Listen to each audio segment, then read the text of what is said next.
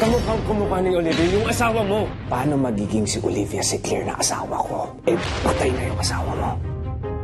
Hindi ko alam kung paano ka nahanap ni Salazar. Pero kapag nakikita kita, pakiramdam ko buhay pa rin si Olivia. Nababaliw na talaga yung asawa mo. Paano magiging si Olivia na si Claire na asawa ko? Eh, patay na nga si Olivia. Di ba? Huwag niyong buhayin ang taong patay na sa asawa ko. Kaya pagsabihan mo yung asawa mo, wag na siyang lalapit kay Claire. Sana huwag niya nang guluhin yung asawa ko. Kung kailangan ako yung humarap sa kanya, kung kailangan ako mismo yung makiusap sa kanya, gagawin ko. 2 taon ka pa lang nung na-aksidente siya sa plantang tinatrabahuan niya. 8 years old ako noon. Bakit ka magsisinungaling sa akin, Manang?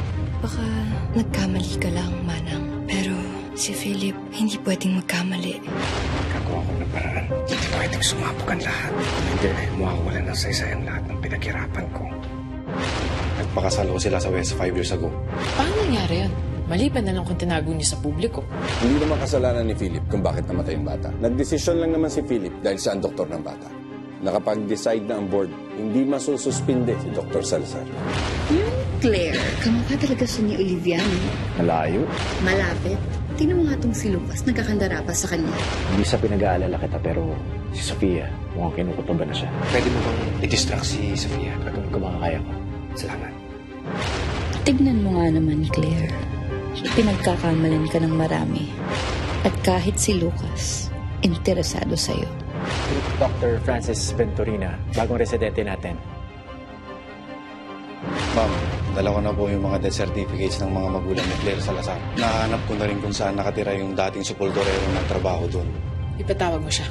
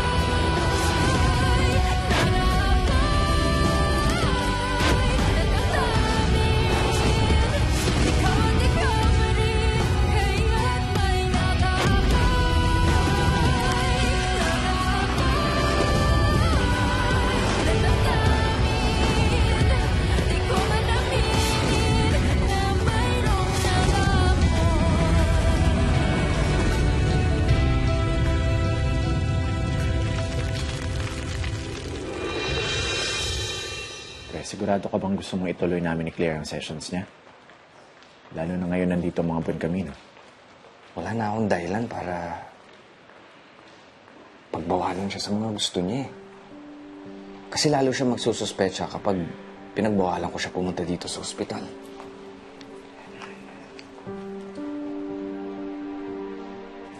Halika, mahal. Lunch na tayo.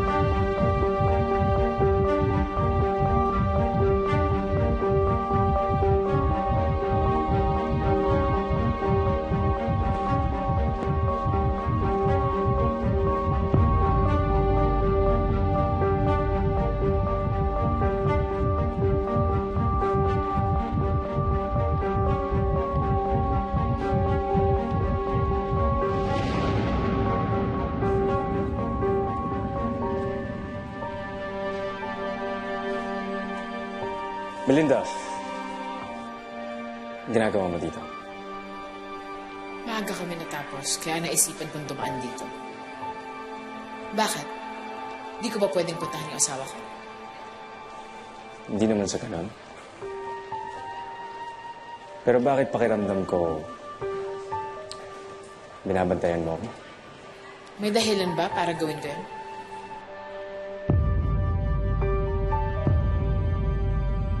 Hindi. Hindi mo kailangan gawin yan. Dahil wala kang kailangan na ipag-alala. Okay?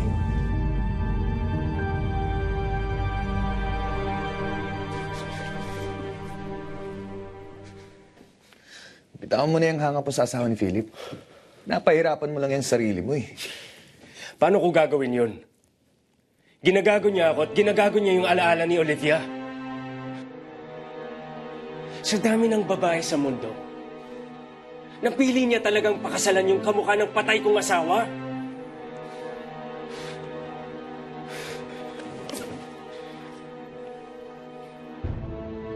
Come to think of it,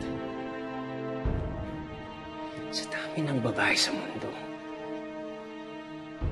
paano siya nakakuha ng kamukhang kamukha ni Olivia?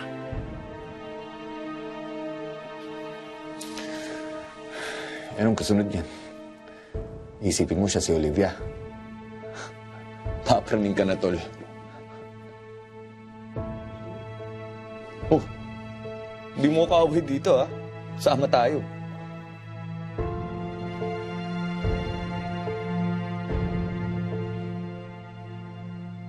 Si Salazar. Si Salazar ang kaaway ko. Lahat ng ginagawa ko sa ospital. Dahil gusto kong pahirapan siya.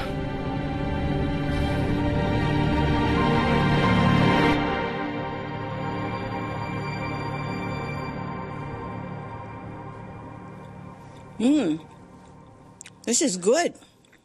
I take offense na hindi mo to linuto nung nakatira kayo sa akin, ha? Yum.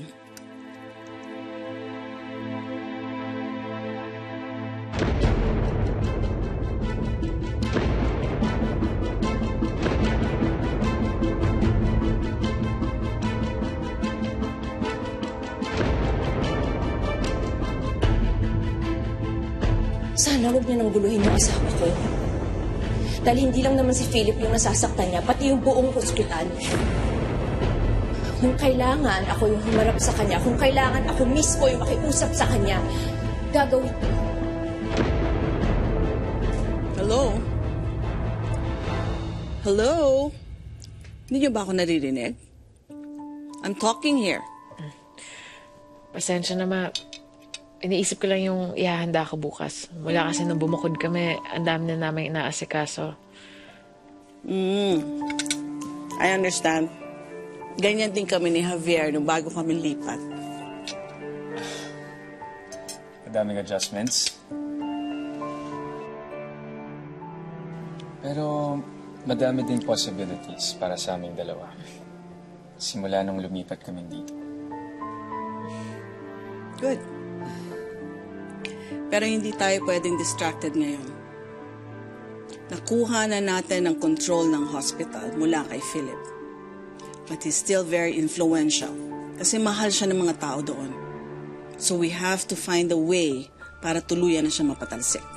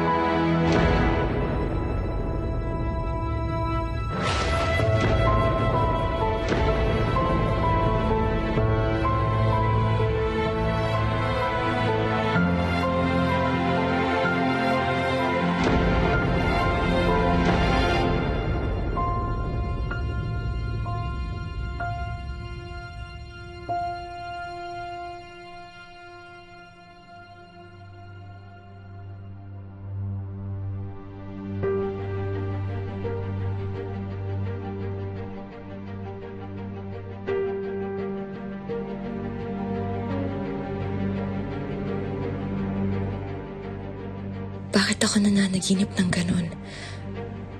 Kinakasal ako sa ibang lalaki. Weird. Alam kong panaginip lang pero may ibig bang sabihin yun?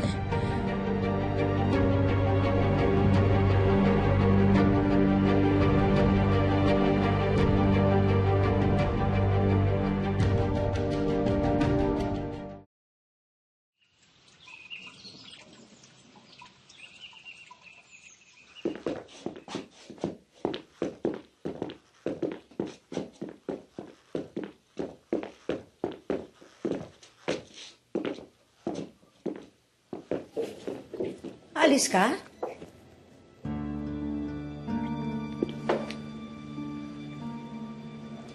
May aasikasuhin lang po ako.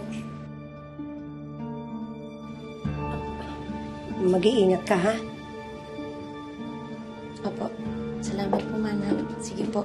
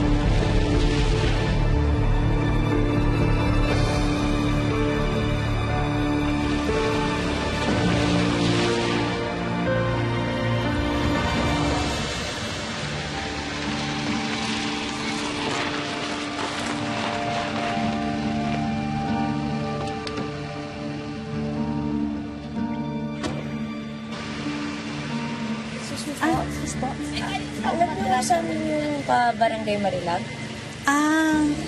Diretso po kayo, tapos sa dulo, kanan. Pangalawang kanto, kaliwa. Sige ho, salamat. Okay po, salamat.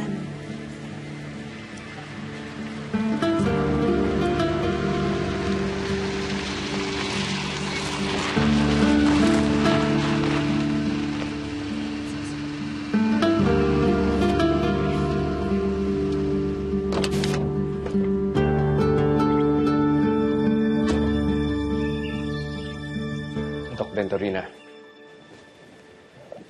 bakit kayo nakapila dito? Anong meron? Interview daw po para sa mga empleyado ng hospital. Para saan? Sabi sa email, para daw sa employee satisfaction dito.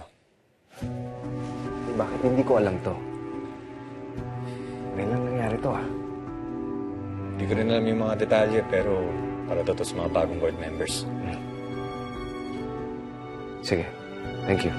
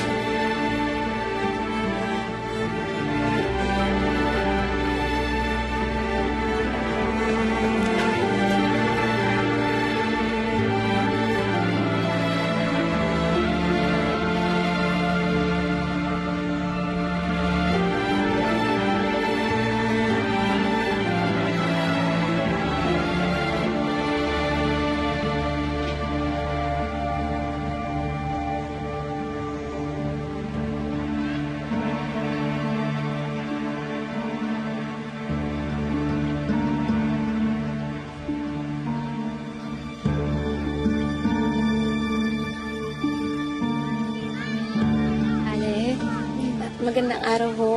Sorry po sa istorbo ha. Magtatanong lang sana ako. Ano yun? Matagal na po ba kayo sa lugar na to? Matagal na rin. Mag-40 years na siguro.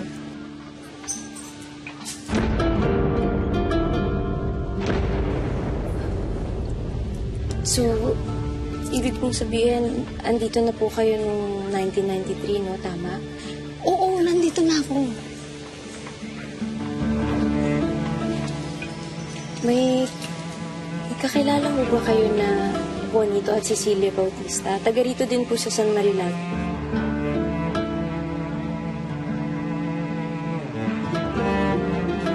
Naku, pasensya ka na. Wala akong kilalang Juanito at Cecilia Bautista. Hindi kasi ako naglalabas eh. Hindi ako nakikihalubilo sa mga kapitbahay. Sorry ah. Sa iba ka na lang magtanong.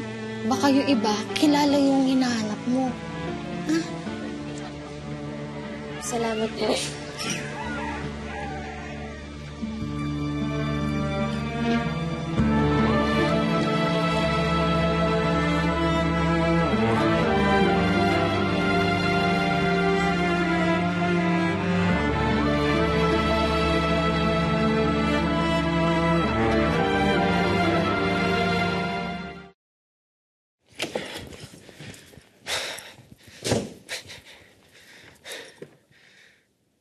Papasok ka sa ospital, iinom ka. Ang init ng ulo mo. Nangyari. Isa pa.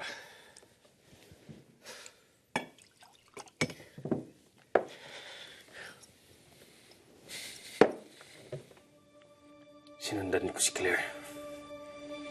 Ha? Bakit? Dahil gusto ko siyang makausap.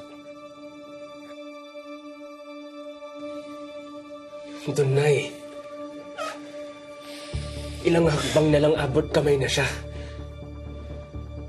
Pero nawala pa. Shit.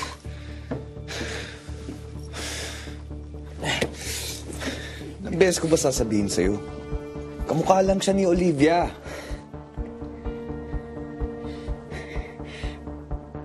Hindi lang basta kamukha eh. Nakita ko yung balikat niya. Parehong-pareho ni Olivia. Gusto ko pang malaman kung ano ang pagkakapareho nila.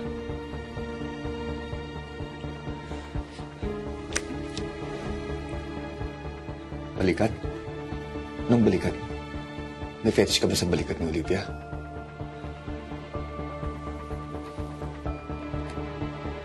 Dumi ng utak mo. Huwag mong pag-iisipan ng ganyan si Olivia. Kung may madumi maglaro, si Philip Salazar yun.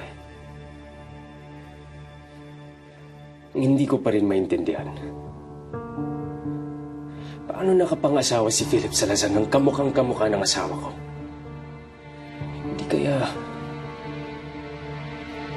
kaya kinuha niya yung asawa ko?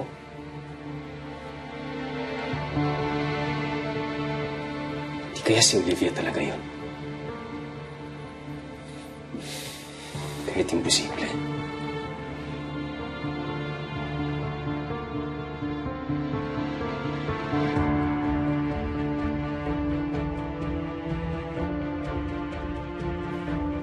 Management consultant na nag-i-interview ng mga tao ng ospital. Pinag-aaralan nila yung mga tao natin. Kung sino yung dumodoble or kung sino yung walang ginagawa. Pero bakit kailangan nila mag-alis? Sinasaalala ng mga tao. Tinitingnan kung nagdodoble sila o hindi ng trabaho. So, yung mga walang kwenta, bibitawan. Kapag wala ng silbi, paalisin nila. Philip, nagbabawas lang ng gasto sa ospital. Si Dr. Almario, matagal na siya sa atin dito. Ibig sabihin nun, kahit matagal kang nanilbihan dito sa ospital na to, posible ka matanggal.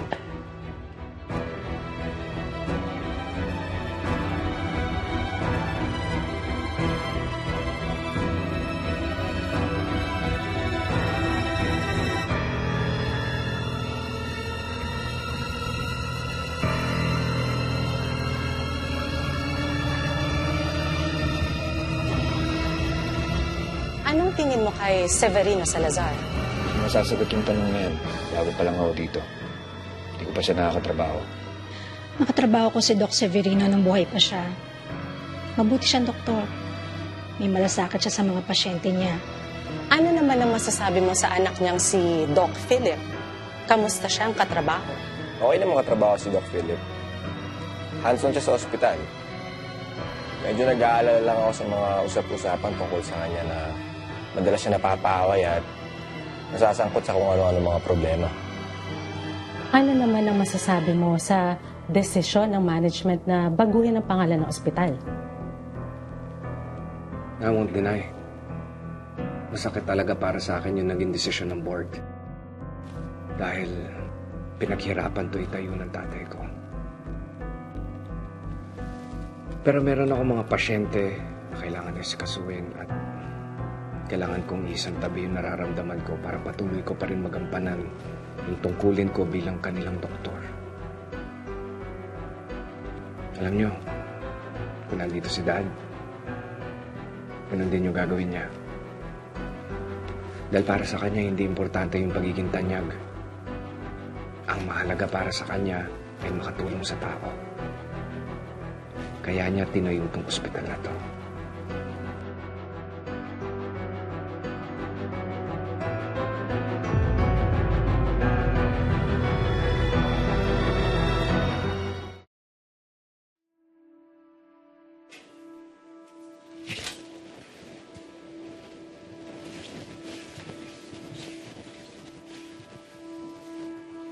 Ma'am, nandito na po siya. Papasukin mo. Sige po.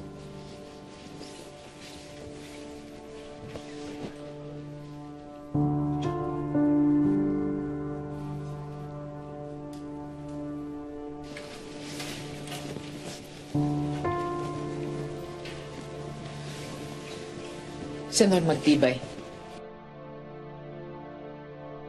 Dating nagtatrabaho sa Green Eternity Memorial Park. Nasisante ka dahil nahuli kang nagnanakaw sa mga patay. Isa kang grave robber. Teka, nasisante ako ron, ha? Pero, sino ba kayo? Ano kayo, mga pulis? Mukha ba akong pulis? Ano bang kailangan nyo? Meron akong mga tanong. Tungkol sa 2 puntod na tinrabaho mo.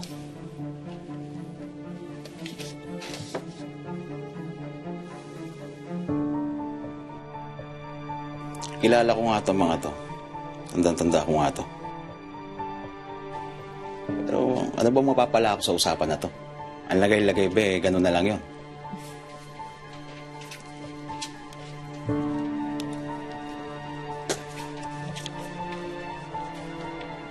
Okay na ba yan? Tandang-tanda ko itong mga to eh.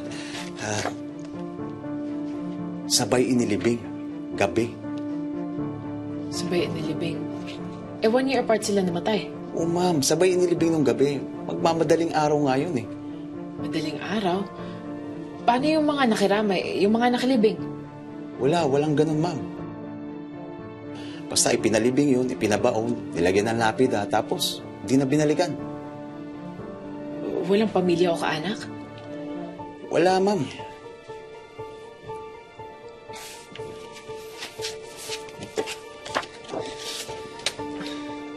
Itong babae to. Wala sa libing? Wala, ma'am. Parang nakakalimutan ko na. Ito, para maalala mo. Naalala mo na? Ang natatandaan ko, isang lalaki lang yung nagpabaon eh. Ni ayaw nga magpasama. Tapos parang sinisikreto yung ginagawa namin. Tapos binayaran niya ako ng malaki. And? Mukhang malaking interest mo dito, mama. May sasabihin pa sana akong maganda. Kung magbabayad ka ng malaki.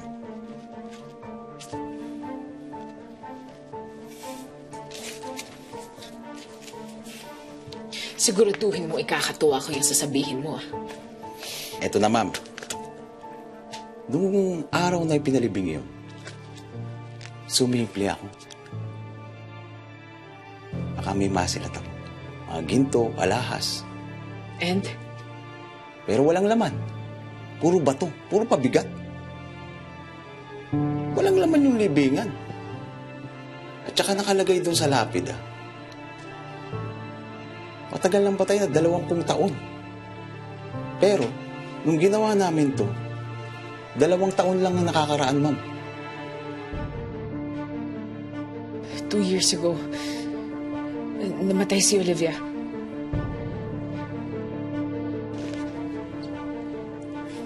Sige, umalis na kayo. Salamat po, ma'am.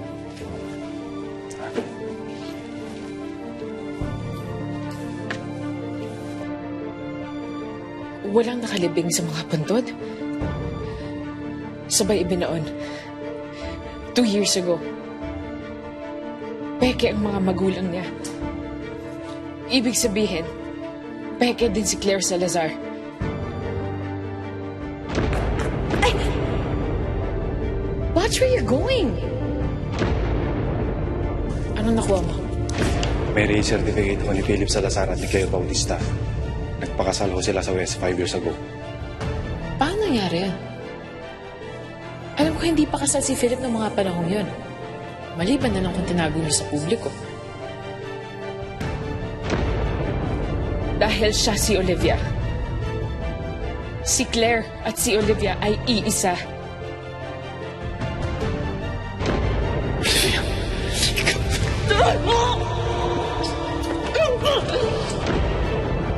Hindi to pwede. Hindi to pwede. Hindi pwedeng mangyari to. Hindi siya asawa ni Philip Salazar. Siya si Olivia. Asawa ko siya!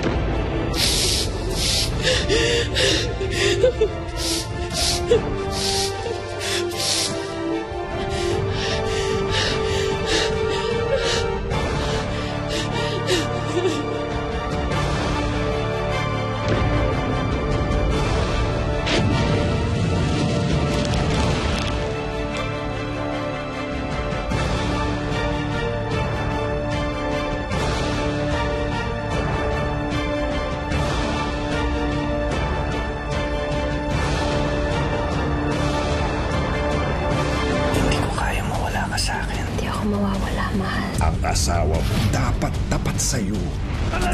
Saan ka galing? Hindi na ako nagpaalam kasi tulog na tulog ka. Sigurado ka bang hindi ka pupunta dyan sa dinner niyo kasama ng mga investors? Dapat nandun pa rin ako. Ayaw mo ba akong isama bilang date? Mawawala ang tiwala. I don't want anything to come between us, Lucas. Hindi kita bibigyan ng pagkakataon, Olivia. Hindi ko hahayaang sirain mo kami ni Lucas. Alam ko yung mga katulad mo, mapagpanggap. Ano bang problema mo? Dahil kahawig ko yung dating asawa ng asawa mo? Bigla ka lang naman sumulpot sa mga buhay namin. Hindi ako magdadalawang isip na girahin at guluhin ang mga buhay niyo ng mga buwan kamino. Nag-aapoy na damdamin.